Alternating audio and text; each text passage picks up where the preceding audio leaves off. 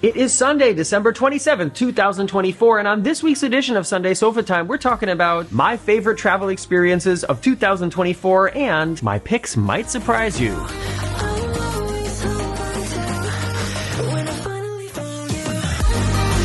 It is that weird time of the year between Christmas and New Year's Eve where we're constantly asking ourselves, do I have to go to work tomorrow? Wait, isn't it Saturday? Is it too early to open a bottle of wine? I'm Morgan from the Very Unofficial Travel Guides. I've been making travel videos for over 15 years of popular and not so popular tourist destinations to give you a very honest, unofficial look at what it's like to be there. And one of the most exciting things to happen to me in 2024 is I finally published my second book called Places Please. Not only can you see the virtual copy of it here, but right back there, I have a whole stack of real copies. This book includes a mini travel guide for places like London, Miami, Orlando, Uruguay, and it's filled with over 200 pages of stories of things that happened to me while I was traveling the world working as a professional musical theater performer, like when David Letterman pranked me and I almost lost my job. If that sounds interesting to you or somebody that you know and you want to give me a little extra support, check out Places Please. It's available on Amazon now.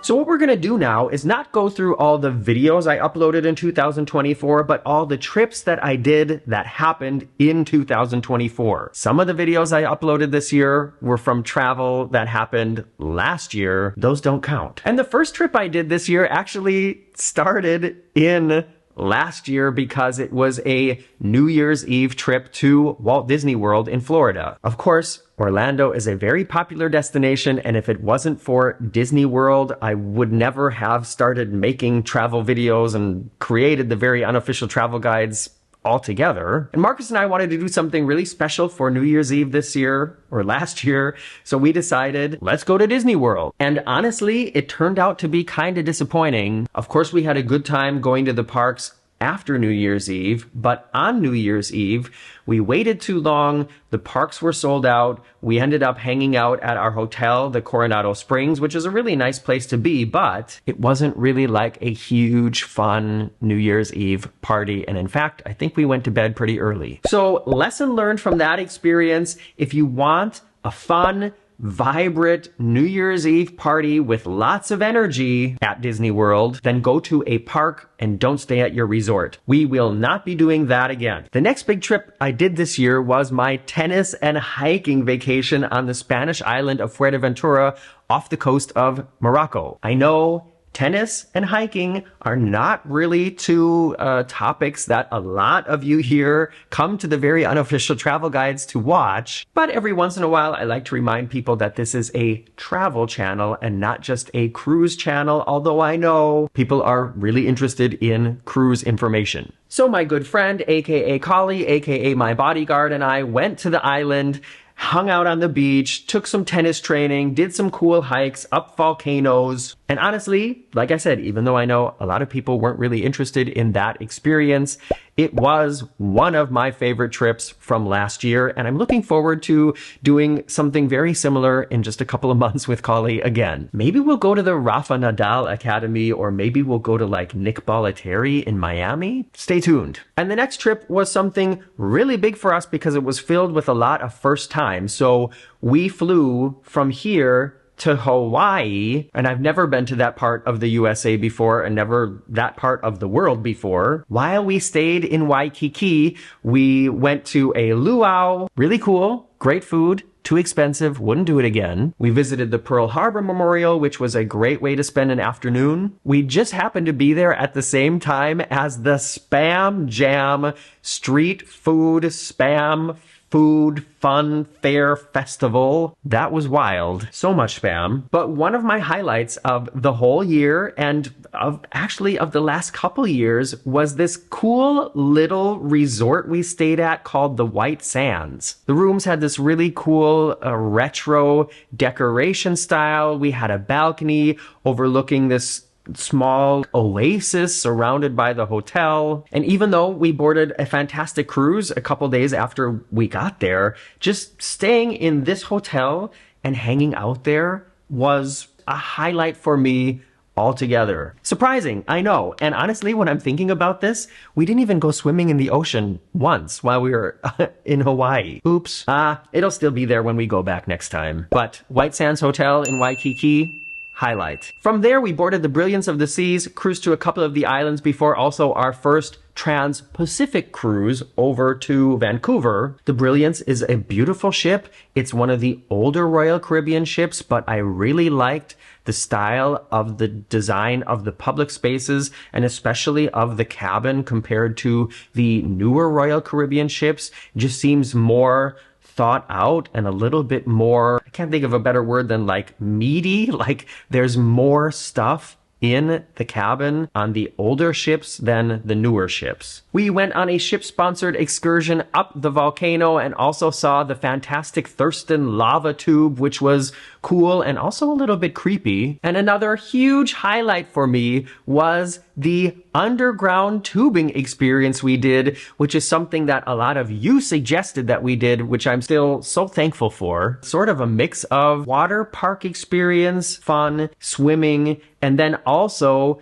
nature and cave exploring, I guess, in a way. It was very expensive. I think it cost over $100 per person, but included lunch and some of the transportation, and it was a really cool experience, and it's something that I would definitely do again, even if I had to pay the same price. We had about a half a day to explore Vancouver when the cruise was over, and that's another city that I could imagine spending a little more time in. We enjoyed taking the ferry across the harbor, or what was it called again? The water bus, I think. And because it was early afternoon, a lot of the great restaurants and bars and things like that there are to explore there weren't open yet. So we just realized we needed to come back here again at a different time, or maybe if we have a cruise that starts or ends there, we will stay a day longer or come a day earlier. Moving on to another huge highlight. And speaking of lights, I know the lighting is kind of strange today. It is almost 10 o'clock in the morning and we still don't really have a sun here. So I'm using a mix of natural light and my ring light in the little monitor here on my camera. I can tell it's looking a little strange. Don't worry, I'm feeling fine. So the next trip I took this year was full of fantastic things that usually don't happen to me. And before I tell you about that, let me just remind you to please subscribe to the channel if you're not subscribed yet. I mean, if you've watched me blabber on this far and you're not subscribed yet, why not? And don't forget to press thumbs up before you go. All right, you know I talk about this all the time, but here on the Very Unofficial Travel Guides,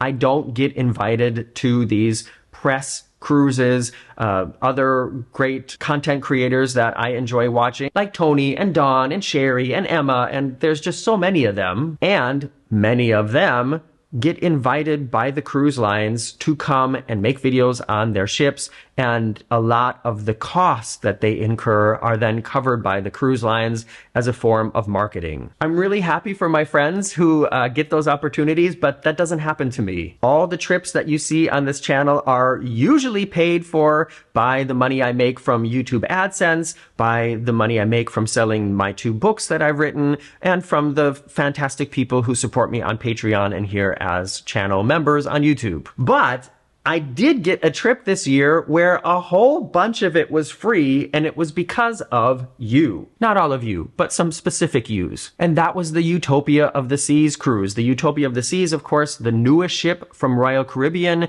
not the largest ship in the world, but the newest from Royal Caribbean. And my friend Jessie invited me to go on the cruise with her for basically free because she got it comped as a casino rewards member. Jessie and I have been friends since we were in high school, so I don't want people to think that just some random stranger said, "Hey, do you want to go on a cruise with me?" And I was like, "Yeah, let's do it." We're old friends. And of course, the prices of cruising on the newer Royal Caribbean ships are not usually low prices, if you know what I'm saying. So it was a fantastic opportunity for me to cruise on the Utopia for basically free. And Jessie, let me just say thank you again. I had a great time. But there were 2 other fantastic surprises that I got in relation to this cruise on the way to the United States for this trip. I got upgraded to business class, and that is something that has never happened to me, and honestly probably will also never happen to me again, but that was a fantastic way to start this journey. And another one of you out there, Becky, invited me to use her leftover Disney Vacation Club points,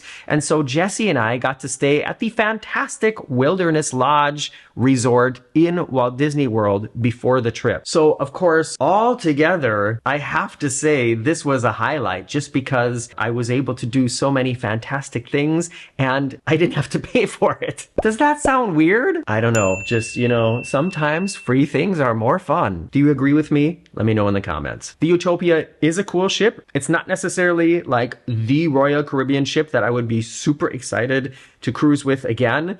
Not because I thought it was bad, just because there are others that I think I would be a little bit more into. And I usually pick a cruise based on the price, the timing, and the route, and not necessarily the ship anyways. I was a little bit disappointed with the cabin design on the Utopia because it felt really sparse.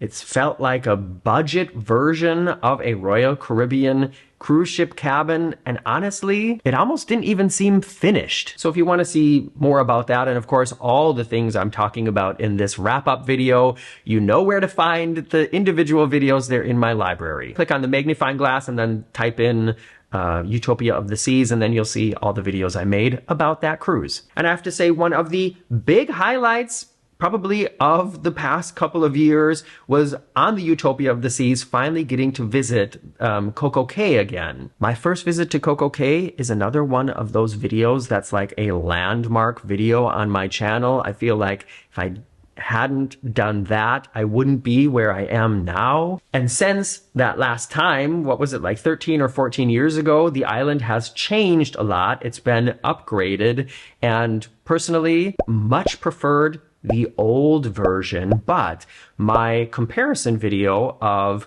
showing what the old version was like compared to the new version now was not only really fun for me to make and really interesting to look at, but it's also quickly becoming one of the most successful videos on this channel, which is great. When you look at what I do as a business, which is something I have to do all the time, and you consider for this trip, I invested this much money, and just from one video I made on this trip, I'm already earning this much money, then I just think, yes, it's all working out just fine. So thanks again, Jesse. Thanks again, Becky. Thanks again to all of you. Just being here and making these videos is also a highlight. I realize this video is getting really long. I'm gonna go through the next things a little bit quicker. In the summer, I also got a bonus paid out from YouTube for starting my membership page, and because so many of you signed up so quickly, that's another thing that I never could have done without you, and it's going to help increase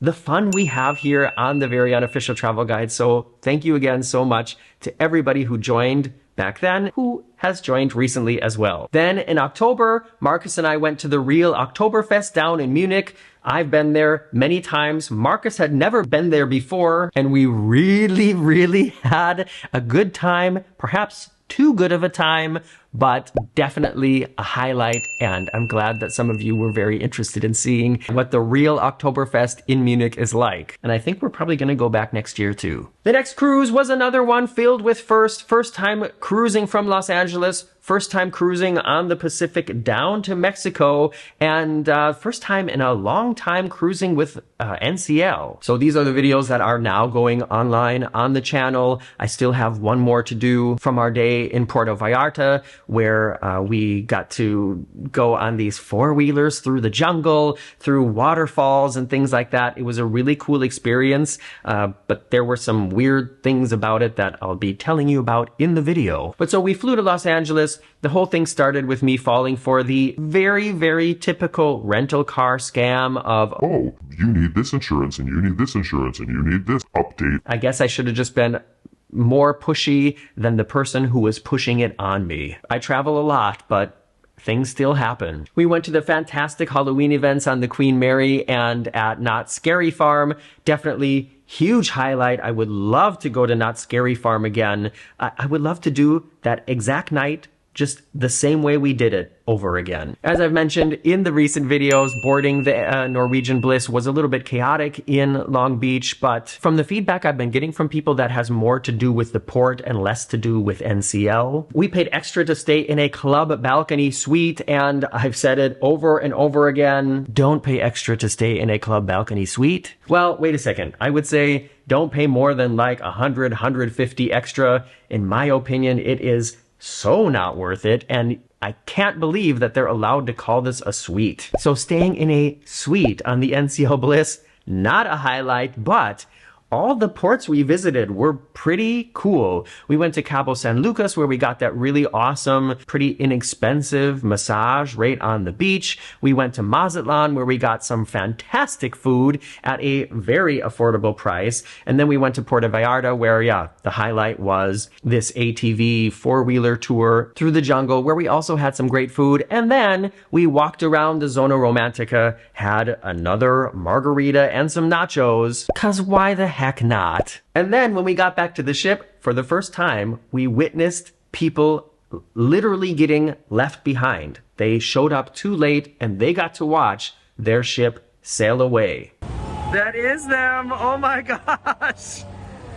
Oh no! Don't be those people! Also a video I just posted last night, and it's already gotten 20,000 views, so Schadenfreude continues to get clicks on the internet. And the next exciting thing that happened this year was, of course, the release of Places Please, this project that I've been working on for, like 3 years now. Sorry that I'm talking about it again, and sorry that I've probably been talking about it a lot on social media, but it's something that I've put so much of my heart and soul into. I've enjoyed sharing it with you. There's already been hundreds of people who've ordered the book. I know many of you have finished it already. In fact, I can't remember who it was, but somebody wrote that they got it for Christmas, thinking they wanted to read it on their cruise in January, but then on Christmas Day, they opened it up and just started reading, and then they sat there and read all 204 pages. So I think that's a good sign. If you have gotten your copy, if you have read the book, please go to Amazon and leave a review, even if it's just picking out how many stars. That really, really helps me out. And now I want to tell you about some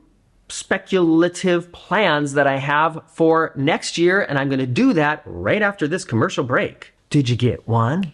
What was it about? Write it in the comments below. In 2025, I hope to cruise with the new Margaritaville Islander cruise ship. The Margaritaville cruise that we took a year and a half ago was also a really eye-opening experience for me, and has also become one of the most popular videos of all time on the Very Unofficial Travel Guides. If you've missed that one, I can wrap it up by saying you can have a really good time on a $99 cruise if you go into it with the right expectations. I honestly would also love to cruise with the Icon of the Seas just to see what it's like. The advertisement and I think the vibe that they're trying to market this ship with is not something that I find like super appealing, but I just want to see it. However, I think I'm going to have to wait for the prices to go down a little bit, because the last time I checked, it was just way too expensive. Marcus and I have been talking about it the last few weeks. We would love to go back to Puerto Vallarta, either on a cruise or to just go to Puerto Vallarta. The problem is getting there from Europe is tricky. The flights that we've been looking at are the kind that are like 22 hours in transit with 2 layovers, and one of them is like 6 hours overnight in Atlanta. I don't have time for that. I definitely will be taking another river cruise this year, and I'm going to try to find another affordable river cruise line, or maybe I'll splurge and go on one of the super expensive ones like Viking, just to compare it to the other ones I've done, which have been Viva and Nico, which are more budget friendly. What do you think? Should I try to find another budget friendly one, or should I take one of the really expensive ones to compare? I have a feeling I know what you're gonna say. Go buy some books, everybody. That'll help. I definitely will be taking another Mediterranean cruise this year. That's something that I didn't do at all this year. Just didn't happen. Marcus and I also want to try to travel a little bit in the other direction and maybe do some kind of adventure in India, or visit Tokyo or Singapore or Hong Kong, maybe combined with a cruise, maybe having nothing to do with the cruise, just to go there and see the culture, taste the food, and see something totally different. And another thing that is super exciting to me, although I don't know if I'll make it happen or if I would want to go in 2025, is Universal Studios is opening an entire gigantic new theme park called Epic Universe. Kind of done with Disney, at least Disney in Florida right now. But don't quote me on that. Maybe it'll happen anyways. Woo-wee! This may be the last video on the Very Unofficial Travel Guides this year, and it's probably going to be the longest too. And now comes this moment of gratitude at the end of my videos. Sometimes I might go through it really quickly, but I just really want to make sure that you understand, especially if you're one of the people who've watched this video until this part, that I'm really, really thankful that you're here and that you come back and watch these videos, even watch the ones that maybe aren't so interesting to you. Thank you for your support, and I hope that in 2025, I can continue to come and entertain you and enlighten you and help you prepare for some travel adventures of your own. I'm Morgan from the Very Unofficial Travel Guides. See you soon.